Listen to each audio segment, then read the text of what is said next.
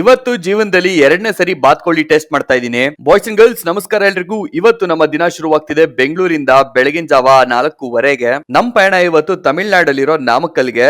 ಏನಕ್ಕೆ ಅಂತ ಹೋಗ್ತಾ ಹೋಗ್ತಾ ನಿಮ್ಗೆ ಗೊತ್ತಾಗುತ್ತೆ. ನಾವು 3 ಜನ ಸೇರಿದ್ರೆ ಮಜಕ್ಕೆ ಕಡಿಮೆನೇ ಇರಲ್ಲ.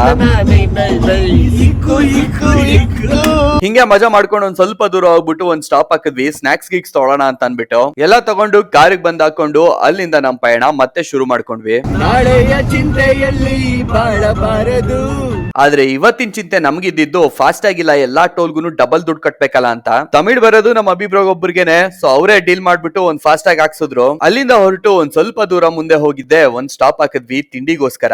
ಈ ಉದ್ದಿನೊಡೆ ಮೇಲೆ ಸ್ಪೂನ್ ಇಟ್ರೆ ಸಾಕು ಅದೇ ಕಟ್ ಆಗ್ತಿತ್ತು. ಟೇಸ್ಟ್ ಯಾಕೋ ನಮ್ಗೆ ಇಡ್ಸಿಲ್ಲ ಅಂತ ಅದನ್ನ ಪಕ್ಕಕ್ಕೆ ತಳ್ಬಿಟ್ಟು ಆನಿಯನ್ ಉತ್ತಪ್ಪ ಆರ್ಡರ್ ಮಾಡಿದ್ವಿ. ಇರೋದ್ರಲ್ಲಿ ಇದೊಂದ್ ಸ್ವಲ್ಪ ಇಡಿಸ್ತು. ಅಲ್ಲಿಂದ ಹೊರಟು ಸೀದಾ ನಾಮಕಲ್ ರೀಚ್ ಆದ್ವಿ. ಫ್ರೆಶ್ ಆಗಿ ಮೊಟ್ಟೆ ಇಟ್ಟಿದ್ ಗೌಜ್ಲಕ್ಕಿಯಿಂದ ಒಂದ್ ಮೊಟ್ಟೆ ದೆಪ್ಕೊಂಡು ಅಲ್ಲೇ ಇನ್ನೂ ಏನೇನ್ ಸಾಕಿದ್ರು ಅಂತ ರೌಂಡ್ ಹಾಕೊಂಡು ಇವಾಗ ಬಾತ್ಕೋಳಿ ತಿನ್ನೋಣ ಅಂತ ಬಂದಿದೀವಿ. ತಮಿಳ್ನಾಡಲ್ಲಿ ಏನೂ ಅರ್ಥ ಆಗಲ್ಲ ನಮ್ಗೆ.